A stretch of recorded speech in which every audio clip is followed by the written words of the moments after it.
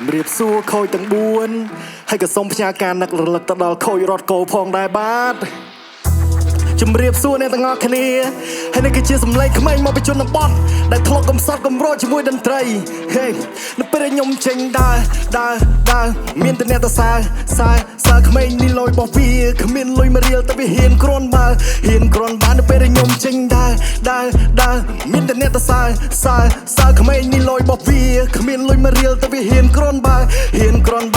ចេញមកពីស្រុងតាំងអាយុមិនត20ចង់ចេញតាំងតែនិពន្ធដូចជាកាវៃចង់លេង style លេង flow ថ្មីបង្ហើបនៅសូសៀងឲ្យគេស្គាល់តាមតន្ត្រី I keep on my flow ប្រូខ្ញុំមានចំហាយសាយភីដូចព្រីទីគោលប្រូខ្ញុំមានចំហេះដុតតែឆេះអាណាវាចូលអាណាវាប៉ិនចំអញឲ្យស្រ័យរបធោអាណាវាប៉ិនល្មុតចាំមាញ់ខ្សែមកហត់តែសល់ពឹងខ្លួនណៃកំពឹងលើអ្នកដតីលះបងដើម្បីជាតិកំលះបងដើម្បីស្រីបូរណភាពការពីនៅទឹកដីតែកំបូរណភាពដោយសារពាក្យសម្ដីឃើញយើងខ្ពស់ពោះវាចាំចឹក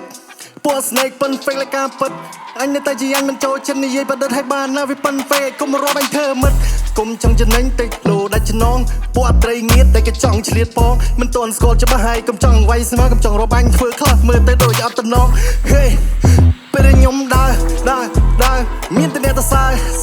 សើក្មេងនេះលយបោះវាគ្មានលុយមករៀលតែវាហ៊ានគ្រាន់បើនៅពេលខ្ញុំចេញដើរមានតែអ្នកទៅសើក្មេងនេះលយបោះវាគ្មានលុយមករៀលតែវាហ៊ានគ្រាន់បើ